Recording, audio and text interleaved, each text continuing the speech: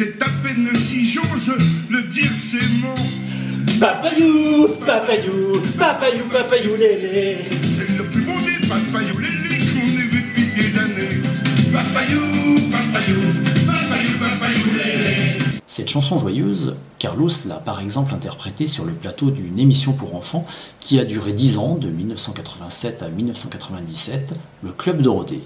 Et dans cet air, gai et entraînant, Carlos nous parle de sa bite. De sa bite. Et du coup, je me suis amusé à remplacer, dans un extrait des paroles de sa chanson, le mot papayou par bite. Et voilà ce que ça donne. Un jour, l'institutrice me dit « Mais que t'as grandi ?» Je réponds sans malice « Mais ma bite a grandi elle aussi. » Elle me dit « Je suppose que c'est une plaisanterie. » Mais en voyant la chose, elle pousse un cri. « Ta bite, c'est la plus belle des bites que j'ai vues depuis des années. Garde-la pour moi, ne la montre pas, ça ferait des jaloux dans le quartier. » Alors il faut savoir que la majorité des chansons de Carlos, c'est quand même des chansons sur le cul. Et alors il en a chanté une autre sur le plateau du Club Dorothée, c'est Tiroli Pimpon. Tiroli Pimpon sur le chihuahua. Tiroli Pimpon avec la tête avec les bras. Tiroli Pimpon amour l'amour bas. Tout c'est la femme des vaches pour chaque ananas. Alors pour ceux qui n'auraient pas compris, il parle d'un mec qui fait du tourisme sexuel et qui va se faire pomper le dard dans les pays qu'il visite. Résumons la situation. Carlos venait dans une émission pour enfants pour chanter des chansons évoquant sa bite, la fellation et le tourisme sexuel. Au passage, le petit futé nous apprend que Carlos fréquentait à Madagascar le Zaza Club, une boîte de nuit de Tuléar. Et d'après le petit futé, Carlos aurait dit que c'était la meilleure boîte du monde. Alors je ne vais pas vous apprendre qu'à Madagascar, les boîtes à touristes sont toutes fréquentées par des prostituées, pas forcément majeures. Autre information qui peut avoir de l'importance dans ce contexte, certains d'entre vous ignorent peut-être que Carlos était le fils de Françoise Dolto. Et dans une vidéo précédente, document à l'appui, j'ai prouvé que Françoise Dolto a défendu, pendant au moins les 10 dernières années de sa vie, la pédophilie consentante. Voilà pour le volet sexuel. Maintenant on va passer au volet raciste. Dans ce bouquin, les meilleures histoires drôles de Carlos. Ici aux éditions, le livre de poche. Page 51, qu'est-ce qui sépare l'homme de l'animal ? La Méditerranée. Page 57, comment dit-on Alice au pays des merveilles en arabe ? Fatima chez Tati. Page 174, dans une classe de 6e, il y a un noir et un blanc. Lequel a le plus gros sexe ? Le noir, il a 36 ans. Quelle différence y a-t-il entre une chauve-souris et un arabe ? Il n'y en a pas. Ils dorment le jour et volent la nuit. Ça rigole, ça rigole. Et voilà, c'est sur ces belles histoires spirituelles que le chapitre Carlos se referme. Dans la famille Dolto, je demande la mère, c'est fait. Je demande le fils, c'est fait aussi. Je demande la fille, c'est en cours. Je pense que ça va un petit peu les gratigner. Comment ne pas s'attendrir devant la petite, devant ses yeux innocents, devant son sourire. Elle change depuis quelque temps, elle pousse la petite, déjà femme mais pourtant ce n'est qu'une enfant. Une enfant, on a tout vu, qu'est-ce qu'il faut entendre quand je pense qu'on a failli hier te surprendre, essayant de m'embrasser, moi me laissant faire. Il n'est pas si mal, l'ami de mon père. Une chanson qui s'appelle La Petite, que j'entends un peu partout, là, que j'aime beaucoup, mais je voudrais comprendre une chose précise. Le texte me gêne un petit peu, j'avoue. Ah bon? Moi, pas beaucoup, mais un petit peu. Alors, écoute, Claude, je vais t'expliquer. Il y a des gens qui ont l'esprit quelquefois mal tourné. Oui, effectivement, cette chanson La Petite, est-ce que c'est un flirt? Est-ce qu'on ne sait pas exactement ce que c'est? Non, c'est tout simplement que ma petite Française, j'ai envie de la protéger, quoi qu'il lui arrive. Je voudrais pas qu'il lui arrive des bricoles. N'est-ce pas, ma petite Française? Bien sûr. N'est-ce pas? Oh, ma petite Française, voilà. C'est pour ça que c'est ma toute petite à moi, mon petit ange. Je suis son grand frère, quoi. Hein? Moi, je suis obsédé, carrément. Et puis, je suis obsédé par la catégorie de filles qui viennent me voir. Je vais te dire, même si ça peut paraître physique, parce que, bon, on me dit, bon, tu aimes les fruits verts, t'as une petite fille dès qu'elles ont de 15 à 18 ans, après 18 ans, c'est des vieillards, on n'en parle plus. Alors je dis, c'est un petit peu ça, et en fait, c'est le contraire. J'aime ou jusqu'à 17, 18 ans, après, je commence à me méfier. Bon, Dieu seul sait si j'ai des aventures au-delà de 18 ans, bien sûr, heureusement. Mais après 18 ans, je me méfie. Si l'on pouvait vraiment parler, je te décrirais la maison où mon père m'a embrassé. Peut-être plus que de raison. Si l'on pouvait vraiment parler. J'ai fait une chanson, un jour qui s'appelle Petite, parce que tous les hommes de mon âge, en chiffres, je veux dire, à partir de 40 ans, je pense qu'il n'y a pas eu un homme qui n'ait un jour regardé une petite fille en train de devenir une femme avec l'œil de l'homme.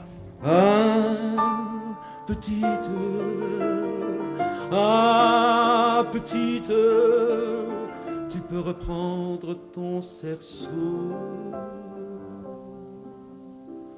et t'en aller tout doucement, loin de moi et de mes tourments. Tu reviendras me voir bientôt. Tu reviendras me voir bientôt. Le jour où ça ne m'ira plus, quand sous ta robe il n'y aura plus le code pénal.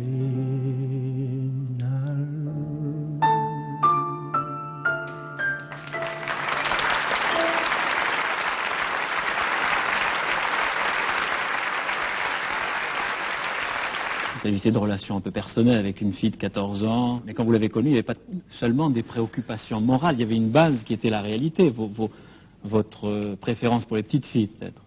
C'est pas ma préférence pour les jeunes filles, disons, ou jeunes femmes, ça sonne mieux en français. En ayant des expériences avec les gosses, en jouant avec eux, en ayant des rapports émotionnels et même sexuels, sexuels dans le sens émotif, caresse, etc. J'ai appris beaucoup sur ma propre personne. Je pense que les adolescents, les jeunes enfants, disons entre 10 et 16 ans, les moins de 16 ans, sont peut-être à l'âge où les pulsions d'affectivité, les pulsions sexuelles également, sont les plus fortes, parce qu'elles sont les plus neuves. Et je crois que rien ne peut arriver de plus beau et de plus fécond à un adolescent ou une adolescente de vivre un amour, une véritable amour. Avec qui? Soit avec quelqu'un de son âge, mais aussi peut-être avec un adulte qui l'aide à se découvrir soi-même, à découvrir la beauté du monde créé, la beauté des choses. Je sortais quand un gosse frais et charmant, que j'ai d'abord pris pour une fillette, m'a regardé. C'était le bon choix, comme aurait dit Giscard.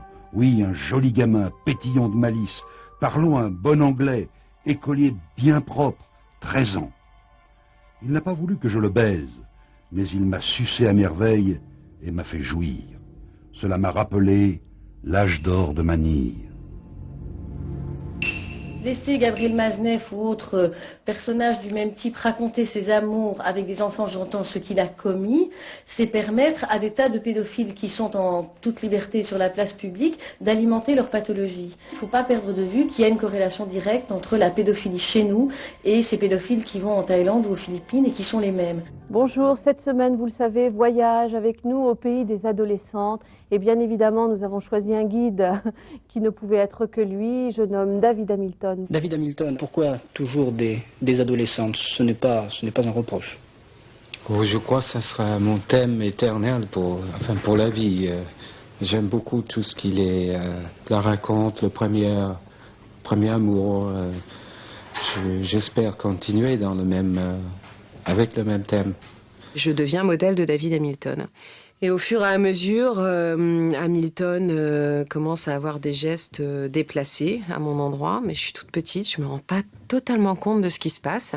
Et un après-midi d'août 1987, il me viole.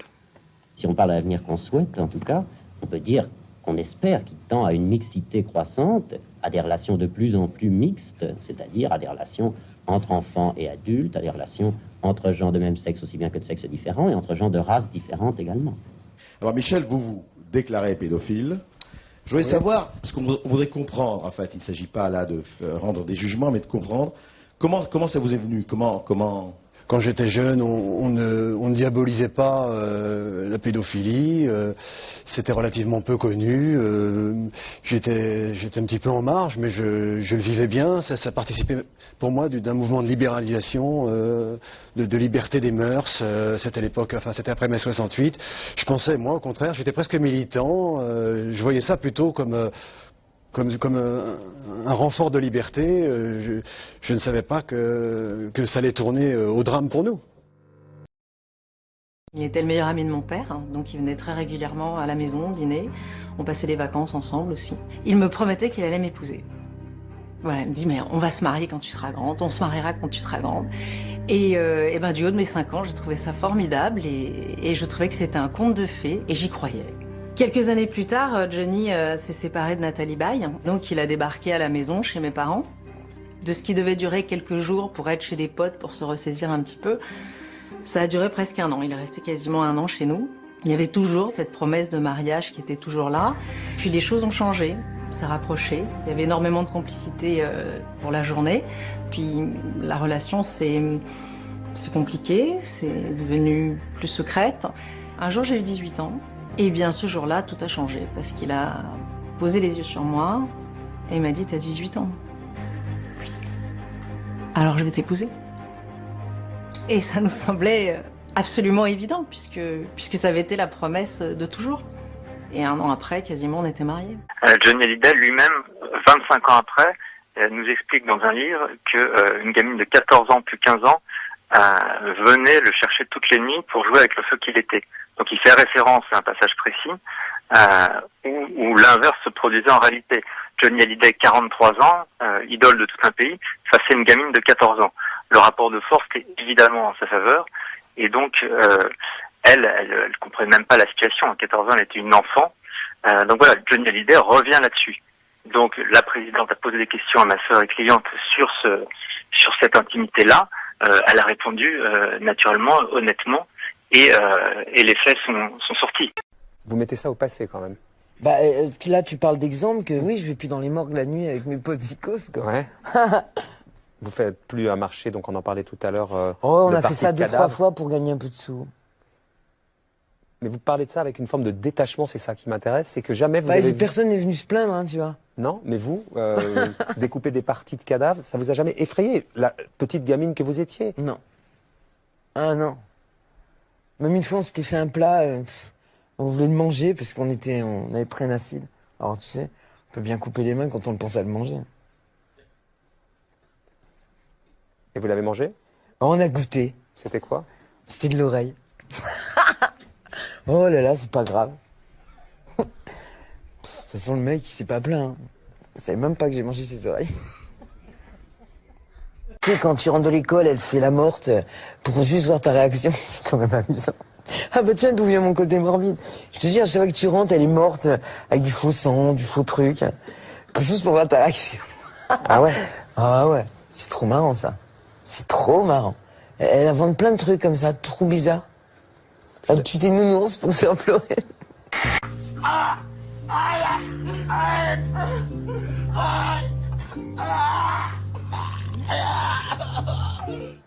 Vous avez piqué une crise de nerfs sur la scène. Hein. Vous avez même dit que vous avez cru l'avoir tué, Nicolas Devauchel. Ah ouais, Nicolas, ouais. Il avait eu un accident de voiture 1 mois avant et je lui ai arraché ses greffes de peau avec les dents. C'était trop amusant. D'ailleurs, on est très amis depuis. C'est un grand moment. Regardez, il est toujours très beau, mon Nicolas Devauchel. Et on est très liés aussi par ce film, je crois. Il y a un truc qui m'intrigue follement. Vous parlez d'un certain Monsieur A dans le livre. Ouais. Ce Monsieur A est une grande star, quasi internationale. Vous dites qu'il habite dans un hôtel particulier. Ouais. Et vous dites que ce gars, il se permettait, pardon de l'expression, de fournir des petits-enfants à des tas d'autres gars connus. Et puis, vous maintenez, et deuxièmement, est-ce qu'aujourd'hui, ça continue encore? Et surtout, vous dites, pardonnez-moi Gérard, surtout vous dites, non seulement ce monsieur est une immense star, mais vous dites pas son nom, évidemment. Il a fait quelques bons films policiers, voilà. Mais vous dites également que les policiers étaient au courant, notamment les policiers de la STUP, qui vous ont dit, c'est pas nous, c'est les mœurs, et les mœurs laissez faire. Oui, bien sûr, parce que Mitterrand leur avait donné l'ordre, et Pompidou avant, et Giscard d'Estaing, etc., on leur avait donné l'ordre de laisser ce monsieur tranquille. Par contre, au Maroc, le roi du Maroc l'a viré. S'il me fait un procès, j'ai un témoin, le fils du... Alors, il y avait le professeur en droit islamique du roi du Maroc, Hassan II, qui habitait en face de cet acteur. Ah, c'est un acteur. Oui. Parce que Caroline était déjà, je la voyais. Non, mais parce que moi, ce qui m'a énervé, c'est que autant vous balancez des noms, Johnny, s'en prend plein la tête, Pasqua, etc. Et lui, on n'a pas le nom. On a l'impression que... Il y a 3 jours, je l'ai fait dans une émission et on m'a engueulé, on m'a censuré. Et là, mon éditeur m'a dit arrête de donner des noms. Mais pourquoi vous ne donnez pas de nom? Parce qu'il est vivant. Parce que là, il y a des morts. On est en direct. Mais là, il est vivant. On est en direct. La personne dont vous parlez, il est très vivant. Il est acteur. Ils sont tous vivants là dans mon bouquin. C'est un grand acteur vivant français. Voilà, l'année dernière, on m'a dit que je parlais de mort ou de gens qui étaient mourants. Ben, cette fois-ci, ils sont tous bien vivants. Mais justement, alors raison de plus. Là, vous êtes en train de nous dire qu'il c'est un acteur, etc. Visiblement, vous donnez quelques petits indices. Grand acteur, mondialement connu. Pas jeune. Hassan II. Oui, pas jeune, forcément. Ouais, Hassan II l'a foutu à la porte. Il lui a dit tu vas vendre tes propriétés. Il les a revendues à BHL. Bernard-Henri Lévy, lui. C'est qui c'est, alors? Bah non, débrouillez-vous, moi mais voilà. Non, c'est votre problème. J'ai dit dans mon bouquin que je me réserve le droit de donner tous les noms dans une vidéo que je ferai moi-même, qui n'implique pas mon éditeur. Voilà, c'est clair. Je ne veux pas créer de problème à mon Alors, ce livre est absolument incroyable, Gérard. Merci infiniment, vraiment, d'être venu.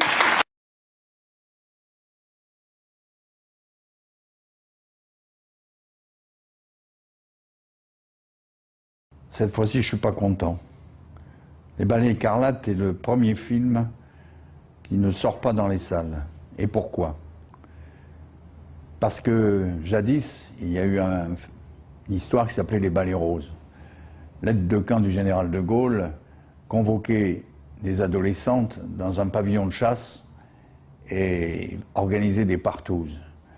Ça a défrayé la chronique, mais curieusement, la presse à l'époque n'en a pas beaucoup parlé.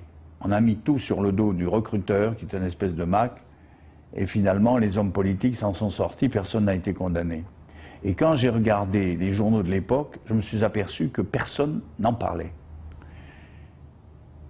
Aujourd'hui, nous sommes devant une recrudescence de la pédophilie sur les enfants. Les Balais roses, c'était des petites jeunes filles, c'était déjà pas bien. Mais là, il s'agit d'enfants, quelquefois de 6 ans, de 3 ans, que l'on viole pendant des espèces de réunions, et non pas par un sadique, un malheureux malade forcené qui a perdu la raison. Non, ce sont des gens tout à fait normaux, qui occupent généralement des postes très importants parce qu'ils sont obligés d'acheter ces enfants pour une soirée, par conséquent de donner de l'argent ou aux parents ou aux recruteurs.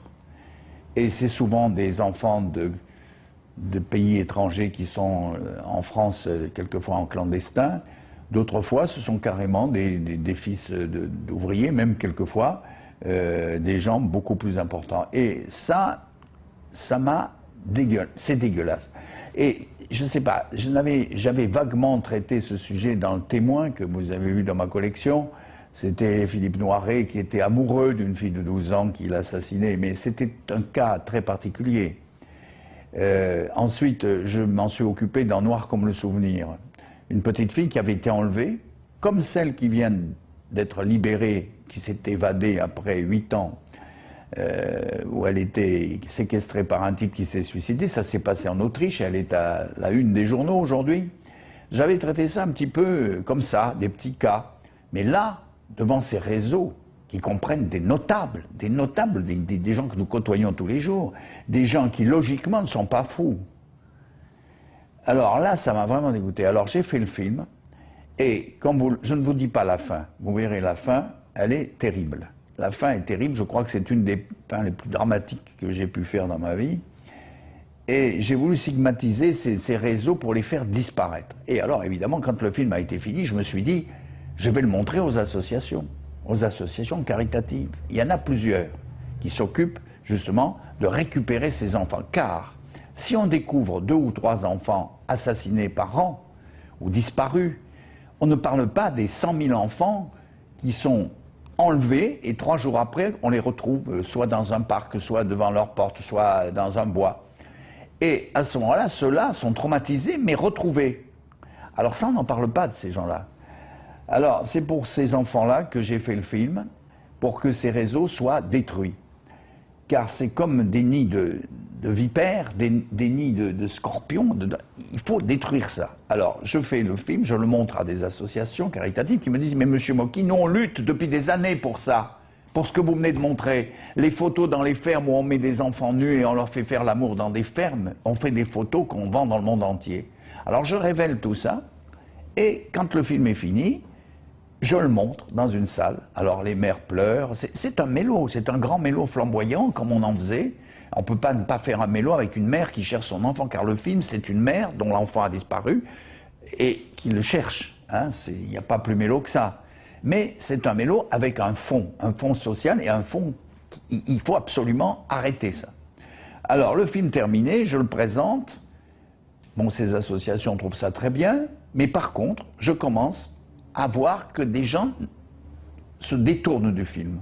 Au lieu de m'aider à le sortir, et en plus, j'avais décidé, une fois mes techniciens et mes artistes payés, de donner tout l'argent à ces associations pour qu'elles s'occupent de ces enfants violés. Car il y a maintenant des maisons avec des psychologues qui s'en occupent après, parce qu'il faut s'en occuper. Une fois qu'ils ont été violés à cet âge-là, mais évidemment, ils ne sont pas bien. Hein. Et voilà que depuis, le film est terminé depuis 2004, on est en 2006, et voilà que je n'arrive pas ni à le sortir dans des salles, à part la mienne, et je n'arrive pas à en faire parler dans la presse. J'ai récemment présenté le film dans une ville de province que je ne citerai pas. Des journalistes étaient présents, il y avait du monde, le film a été applaudi. On m'a dit, mais monsieur Mocky, mais ce film est tout à fait normal, parce que moi j'ai pensé à un moment qu'il était mauvais le film, puisque tout le monde le refusait. J'ai dit, tiens, peut-être que j'ai fait une connerie, que le film n'est pas bon. Or, je l'ai présenté à un public qui, lui, a considéré ce film comme un film normal, comme un autre film qu'il voit tous les jours, etc. Alors, aujourd'hui, je suis en colère contre tout le monde, car si on empêche ce film de sortir, on rejoint le film de Stanley Kubrick, Les Sentiers de la Gloire, qui est resté 30 ans interdit parce qu'il racontait l'histoire des soldats français que d'autres soldats français fusillaient parce qu'ils ne voulaient pas aller tuer des gens. Il est resté 30 ans interdit. Je ne vous parle pas de tous les films qui n'ont jamais pu se faire, puisque déjà au départ, ils étaient censurés, même avant d'être faits, donc ils n'ont pas trouvé l'argent pour le faire. Alors, mon film est un exemple, et ici, aujourd'hui, grâce, il faut le dire, à Jérôme Sédou, qui dirige cette collection qui m'est consacrée, il a eu le courage de sortir le film que vous allez voir là. On va faire un jeu. Olivier, on va commencer par toi, on va faire un tour de table. Si tu es président de la République, quelle est ta première mesure? On est sérieux ou pas? Oui. Alors si c'est sérieux, on s'occupe, on fait beaucoup plus attention à tous les enfants maltraités, au réseau de pédophilie et tout ça. On lutte vraiment contre ça, on donne le pognon pour lutter contre ça. Parce qu'on touche à tout sauf aux enfants, voilà, c'est tout. Voilà, c'est là. Moi, je trouve que c'est une honte quand on se branle là en ce moment sur des tas de problèmes et puis les enfants, ils continuent à avoir des tas d'affaires d'inceste, de viol d'enfants et tout le monde s'en tape. Voilà. Non, je crois pas que tout le monde s'en tape, hein, Olivier. Non, mais si. Là, on est en train de se pignoler. On est en train de se pignoler sur des tas de problèmes, le mariage gay, tout ça. Moi j'ai des copains homos, j'en ai plein qui me disent on s'en fout du mariage. C'est possible d'avoir des copains homos? Mais j'en ai plein, moi. Tiens, les homos, ils m'adorent, moi. Et non, mais c'est pas le problème, c'est que les homos, ils s'en tapent eux-mêmes. Ils disent pourvu qu'on soit heureux, on n'entend que ça, quoi. Il y a quand même des problèmes plus graves, quoi. Beaucoup plus graves. Pardon, voilà, mais tu penses que si c'est une question de moyens, si les flics ont plus de blé, ça va anéantir les prédateurs qui sont en embuscade, alors ça va éradiquer le problème. On prend les vraies sanctions, alors, et voilà, c'est tout, quoi. Quand tu penses qu'un mec qui braque une banque, il prend plus d'années de tôle qu'un mec qui encule un môme, voilà, moi j'ai fait des autopsies, moi, d'enfants de 18 mois qui s'étaient fait sodomiser par des mecs, voilà, avec le fion comme ça. Moi, je l'ai fait, moi, tu vois, j'ai fait des autopsies, tu vois, j'en pleure encore, et moi, la nuit, je me relève et je vais voir mes enfants dormir pour voir s'ils vont bien, je pleure à côté de leur lit. Voilà ma vie aujourd'hui, ce que c'est à côté de mon métier de cinéaste. Voilà. Et j'ai des potes flics qui sont chez les psychiatres, des mecs qui sont à la brigade des mineurs, qui sont, tu vois, je trouve que ce n'est pas normal. On ne fait pas assez attention à ce qu'il y a de plus beau au monde. C'est un enfant, c'est tout.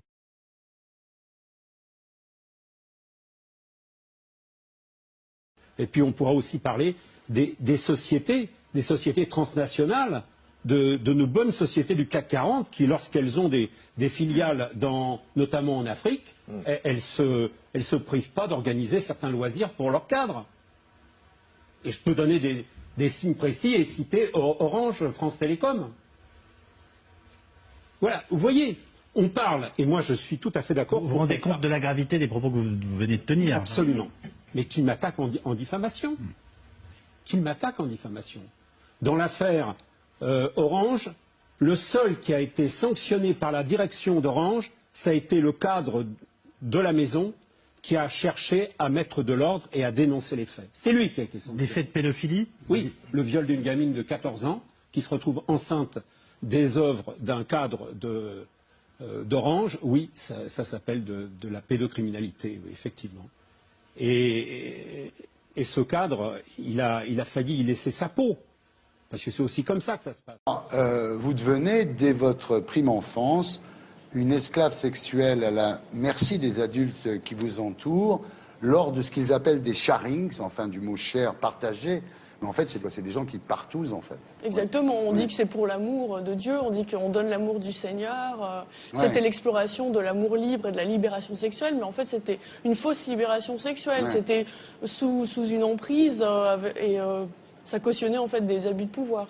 Alors, le résultat, évidemment, c'est que les enfants de la secte développent de véritables obsessions sexuelles.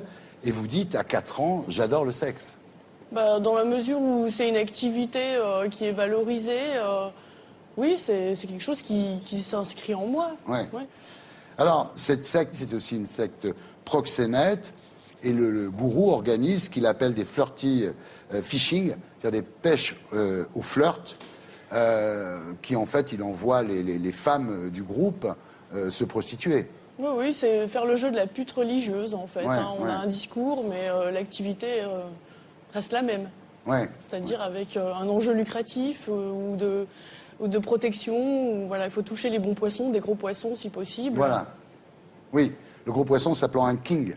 Un king, oui, c'est celui qui va vous octroyer des villas, des maisons, une protection vis-à-vis des autorités, un notable, quelqu'un qui a du pouvoir.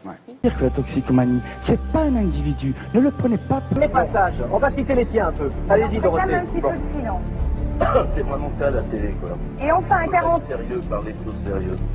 Alors quoi, je voudrais lire un passage qui est un peu dur. Et enfin, à 40 ans, avec ce curieux gamin un peu bizarre, sauvage, non, alors là, je vous l'interdis. Je refuse de parler de moi, parce qu'ici, nous avions normalement, on parle de ce qu'on écrit. Pourquoi tu parles de ce que moi j'écris ou tu veux pas qu'on parle de ce que tu écris? Allez-y, Dorothée. Ça n'a rien à voir avec la politique, c'est trop facile. Tout le monde verra que tu es un censeur, et un autocenseur. Je ne suis pas un censeur, j'en ai parlé.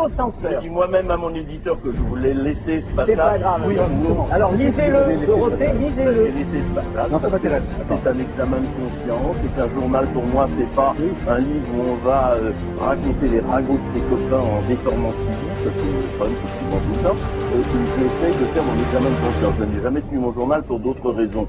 S'il est resté quelques ragots, parce que de temps en temps, il y en a un qui passe. Mais il y en a lisez un bout de cet examen de conscience. L'examen de conscience est sur un épisode sexuel de ma vie qui a déjà été longuement traité. C'est une question qu'on pose, vous en parlerez. Il s'agit d'une expérience que vous avez eue à un moment, une expérience sexuelle avec un enfant, c'est clair? Attention, expérience sexuelle avec un enfant, Salut à tous. Aujourd'hui, je vais vous présenter Bernard Faucon, un artiste pro-pédophilie, né en 1950, et qui a reçu le Grand Prix national de la photographie en 1989, décerné bien entendu par le ministère de la Culture. En 1979, donc 10 ans avant de recevoir ce Grand Prix de la photographie, il co-signait ce livre, Fou d'enfance qui a peur des pédophiles, à côté de Gabriel Maznef, le plus grand pédophile militant que la France ait jamais porté, et qui se vante dans ce bouquin de sodomiser un jeune garçon de 12 ans. Il y a aussi cette publicité pour l'école en bateau, dont le directeur a été condamné 40 ans plus tard pour y avoir violé des enfants. Bernard Faucon a aussi réalisé les illustrations de ce bouquin dégueulasse, avec des photos de sa spécialité, des mannequins d'enfants prépubères. Bien entendu, le travail de ce photographe pervers, relayé par les institutions, ne se limite pas à des mannequins, mais aussi à des enfants en chair et en os.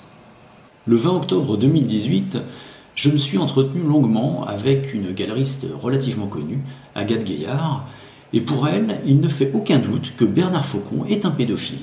Et alors elle justifie ça en disant qu'à l'époque, on considérait la pédophilie comme certes étrange, mais pas forcément condamnable, une sorte de sexualité comme une autre.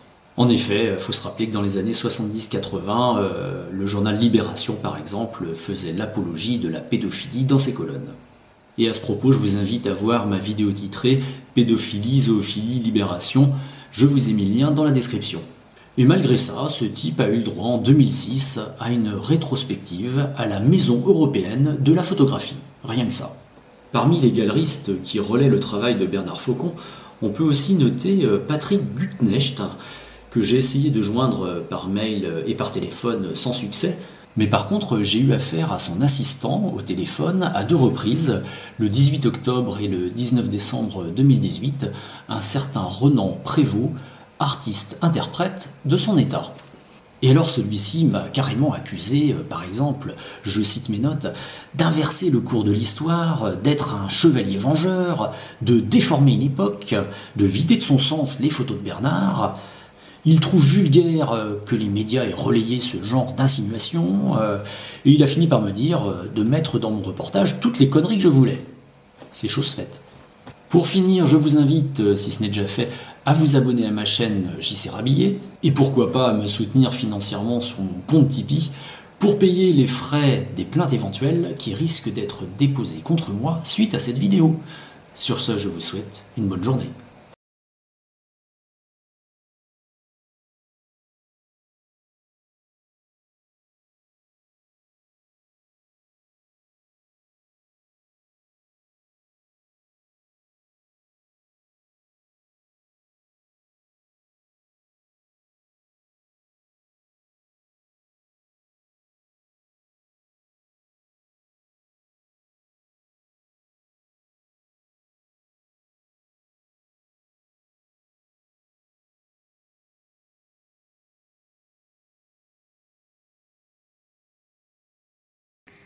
Il avait plus de 70 ans, j'en avais 15.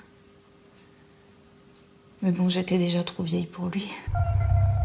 Au fil du temps, le photographe aux 10 millions de livres et posters vendus dans le monde, ce prédateur photographe, utilise sa notoriété pour dénuder de plus en plus ses modèles, aux yeux de tous, en toute impunité. Peu à peu, l'Allemagne, l'Angleterre et les États-Unis interdisent ses livres et ses expositions. Pas la France. Cet homme-là, il a fait paraître normal le fait de regarder des enfants, avec un regard sadique. Je trouve pas ça normal de pouvoir parler d'érotisme quand on voit des mineurs. Ces ouvrages sont des appels au viol. Tant que tout ça, ça existera, il sera vivant. Que la France ait laissé faire ça, c'est pas normal. C'est pas normal de trouver en vente libre des choses comme ça. J'aimerais stopper ça. Que son flou. Il avait plus de 70 ans, j'en avais 15. Mais bon, j'étais déjà trop vieille pour lui. Au fil du temps, le photographe aux 10 millions de livres et posters vendus dans le monde, ce prédateur photographe, utilise sa notoriété pour dénuder de plus en plus ses modèles, aux yeux de tous. Bonjour, je suis Flavie Flamand. J'aurais adoré être parmi vous aujourd'hui, mais malheureusement, des engagements professionnels m'ont retenue. Comme vous le savez peut-être, je suis journaliste et j'ai écrit un ouvrage sorti en octobre dernier intitulé « La Consolation », un livre nécessaire pour moi, indispensable, qui m'a permis de désigner publiquement mon violeur alors que j'avais 13 ans puisque je n'avais pas pu le faire dans le cadre d'un prétoire. Il m'a fallu écrire ce livre pour pouvoir le pointer du doigt et faire en sorte que la parole se libère et que soit entendue aussi la cause des victimes qui aujourd'hui malheureusement sont trop muselées par la société et par la loi.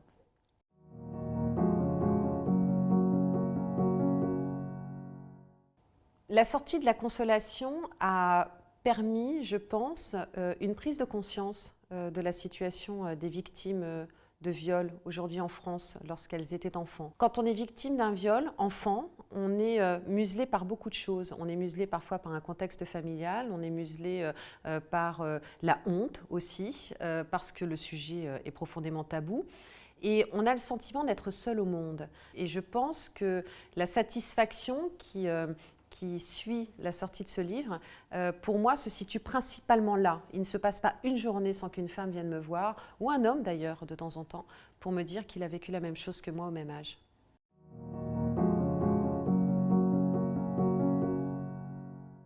Dans un premier temps, je n'ai pas voulu dire le nom de mon violeur car je voulais pointer du doigt une injustice supplémentaire pour les victimes qui ne sont pas entendues, qui est de victimes passées à coupables de diffamation. J'ai choisi un jour de révéler le nom de David Hamilton parce que entre la sortie de l'ouvrage et cette révélation, il s'est passé des choses extraordinaires pour moi. J'avais, en écrivant l'ouvrage, imaginé que je n'étais pas la seule.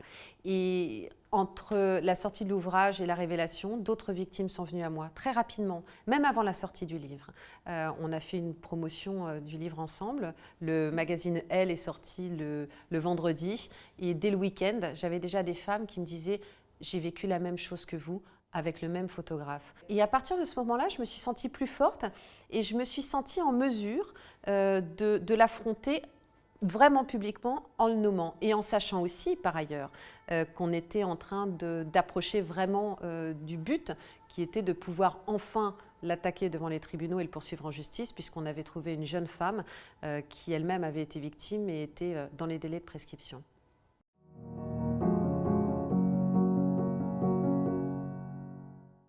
La mort de David Hamilton a été un véritable choc pour nous toutes. Il se sentait coincé, ça c'est une évidence. Il savait qu'on était nombreuses, il savait qu'il était démasqué. Il souffrait d'une forme de déshonneur et il a préféré fuir que d'assumer ses responsabilités. Pour nous, ça a été une peine supplémentaire. Toutes les possibilités de le poursuivre se sont éteintes avec sa mort. Il ne faut pas oublier que bien souvent, ce sont les victimes qui mettent fin à leur jour parce qu'elles ne sont pas entendues.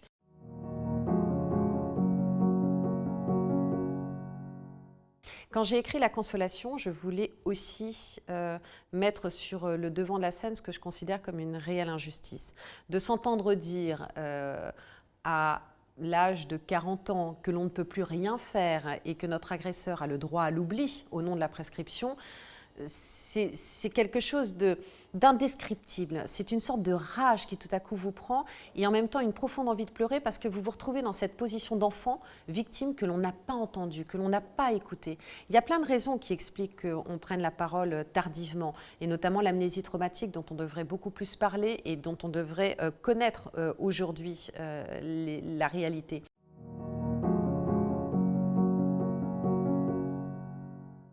Lorsque la ministre Laurence Rossignol, après m'avoir reçue dans son bureau, m'a proposé, m'a invité à coprésider avec le juge Calmette cette mission de consensus, je n'ai pas hésité parce que j'ai enfin senti que les victimes allaient pouvoir être entendues. Je voulais, par ma présence en tant que coprésidente, pouvoir faire entendre cette cause-là. Donc la mission est une mission d'abord d'écoute, d'intelligence, d'ouverture d'esprit et voir dans quelle mesure on peut peut-être aussi non seulement faire évoluer la loi, parce que je pense que c'est important qu'elle évolue, mais dont on peut aussi prendre en charge des victimes qui ont besoin de parler, à qui aujourd'hui on claque la porte au nez.